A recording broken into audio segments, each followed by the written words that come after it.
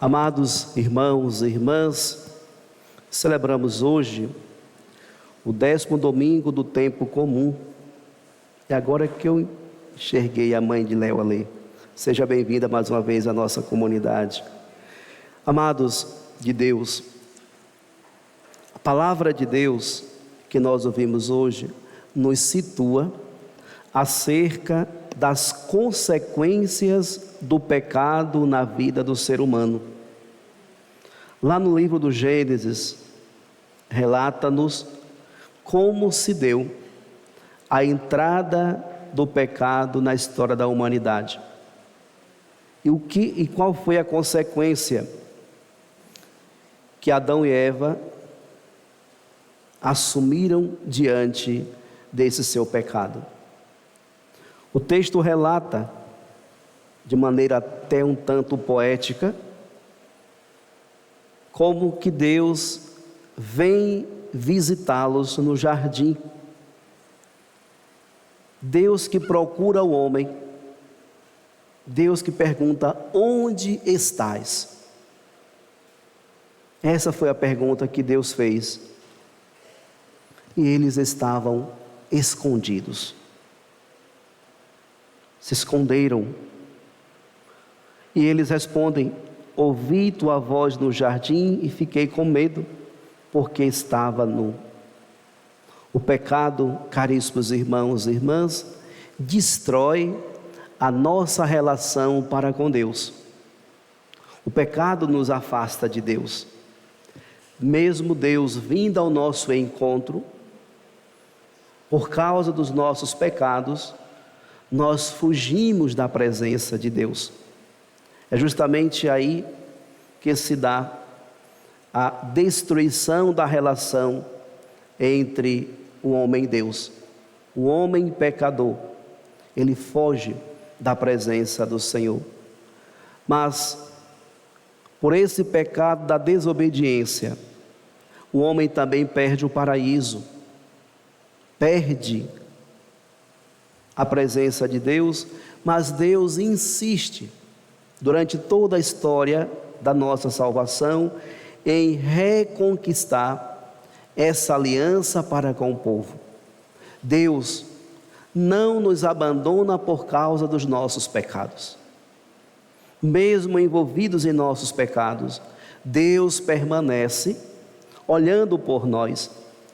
Deus permanece esperando por nós, para que haja uma verdadeira conversão, para que haja, caríssimos irmãos e irmãs, um retorno para a sua presença.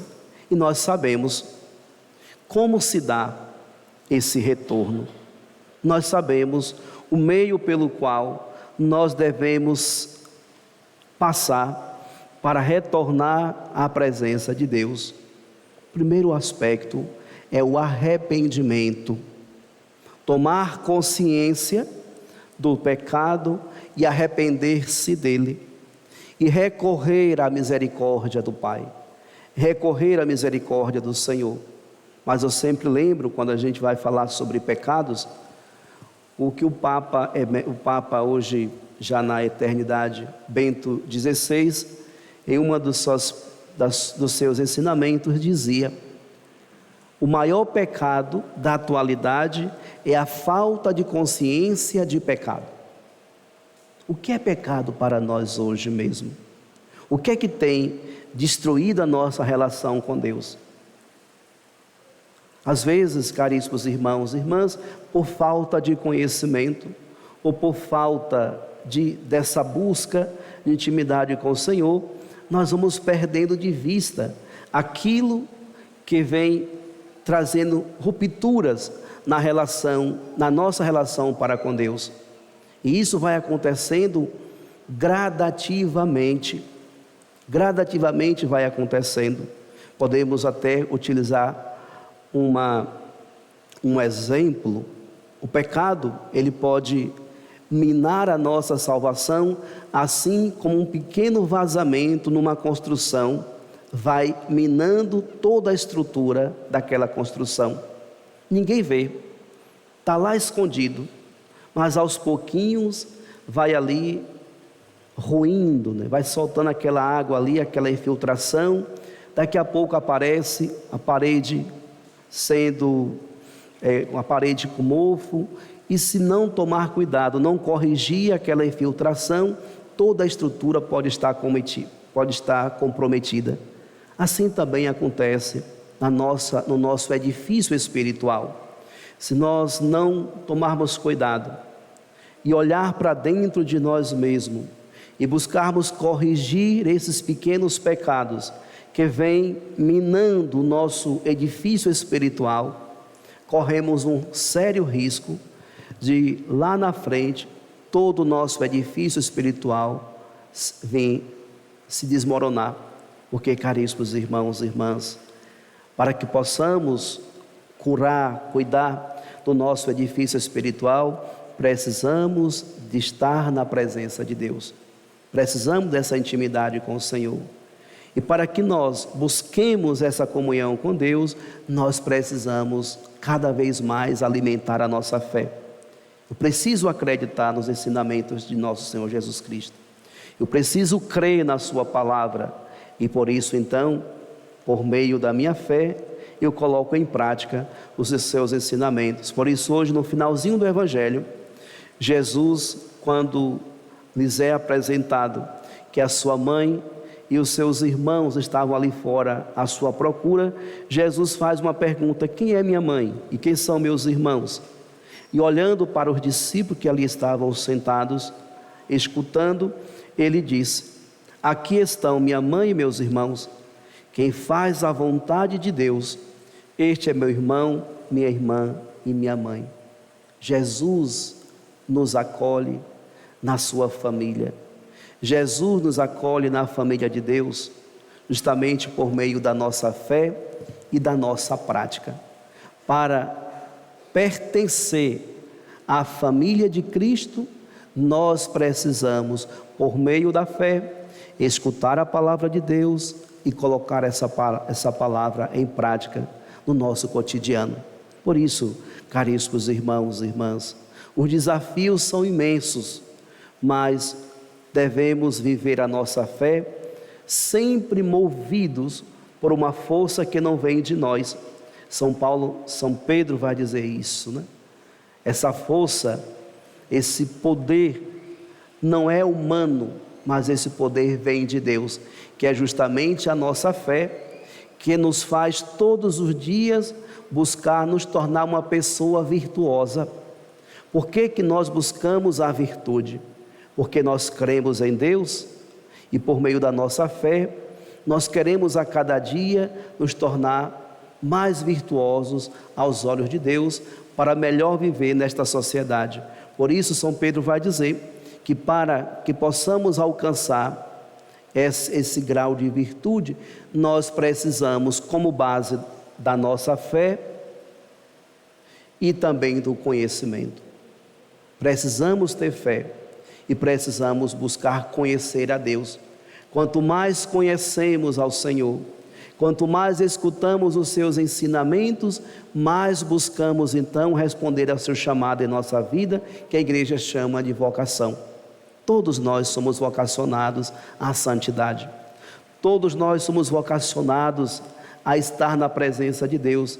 E para que possamos estar e permanecer na presença de Deus, nós precisamos então alcançar a cada dia esse homem virtuoso, ou seja, alcançar a cada dia uma vida de santidade.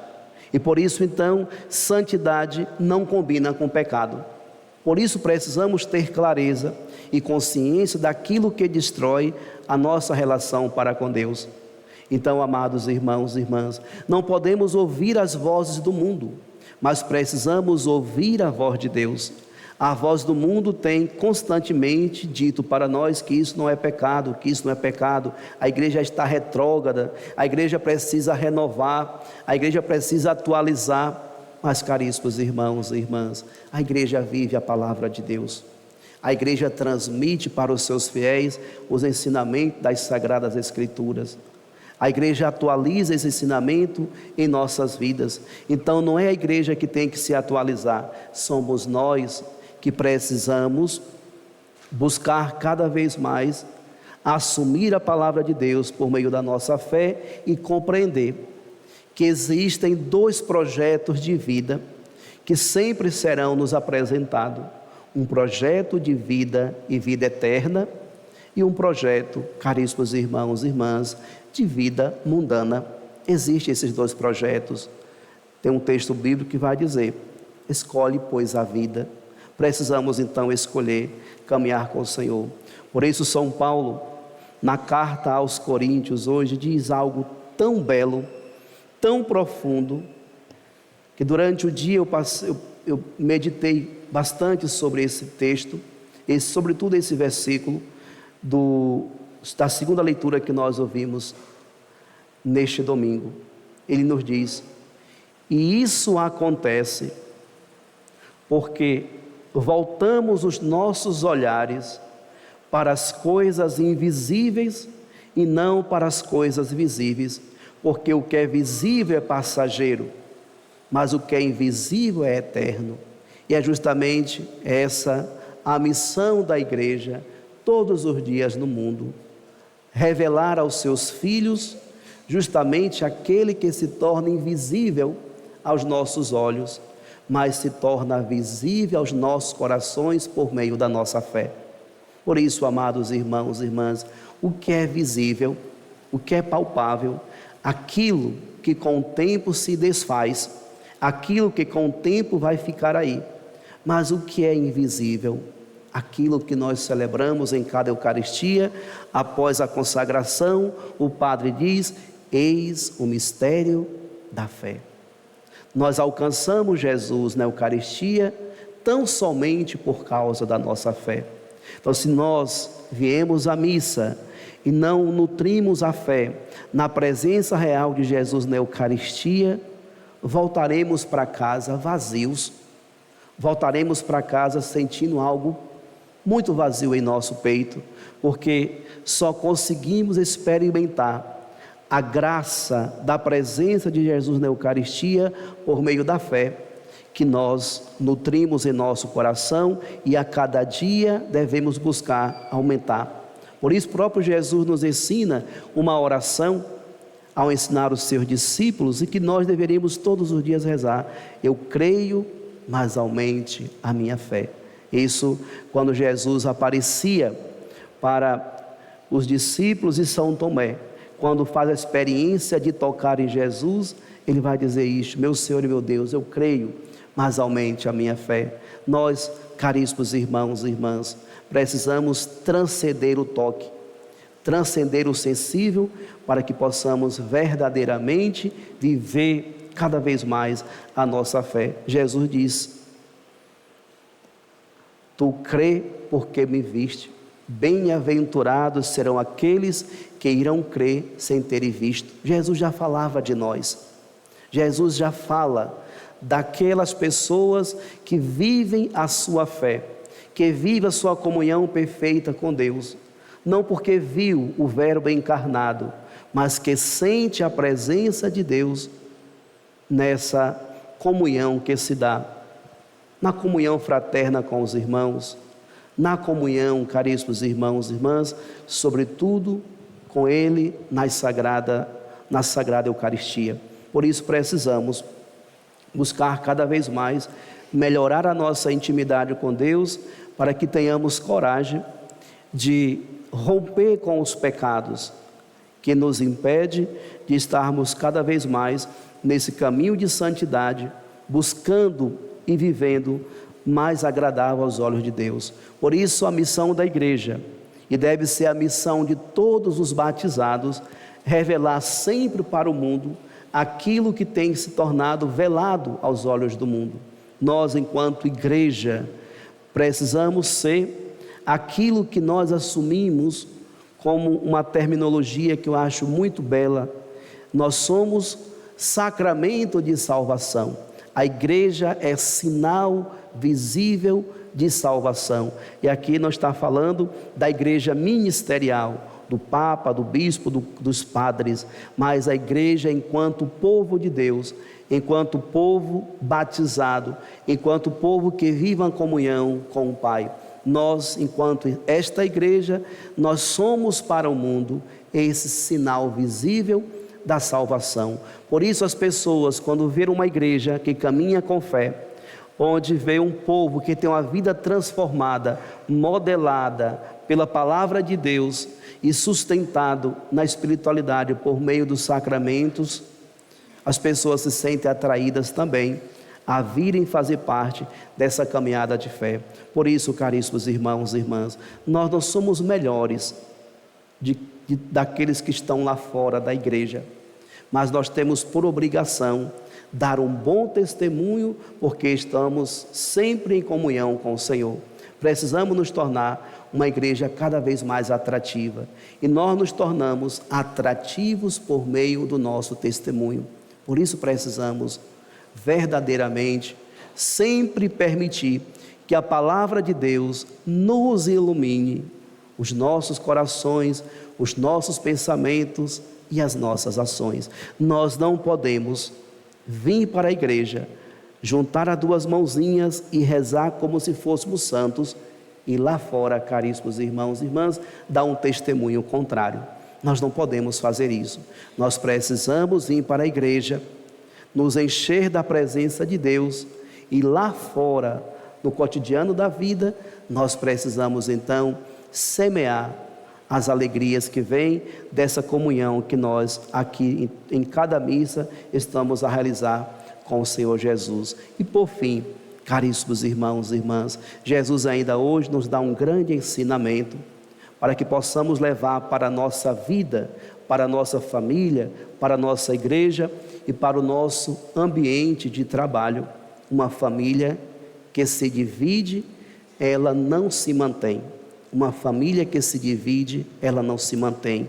Uma igreja que se divide, ela não se mantém. E por isso então, se a unidade é o sinal da presença de Deus, a divisão é sinal da presença do divisor, que na Bíblia é conhecido como o diabo.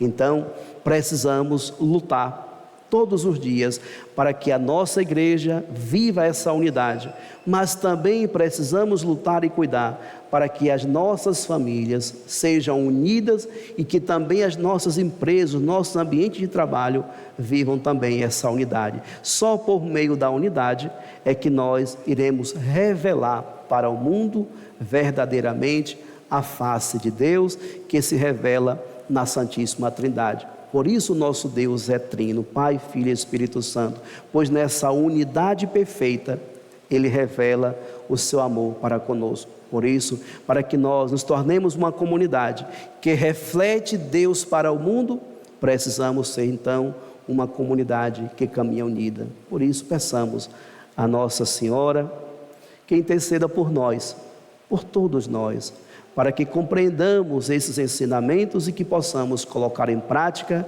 em cada dia. Louvado seja nosso Senhor Jesus Cristo. Para sempre seja louvado. Professemos a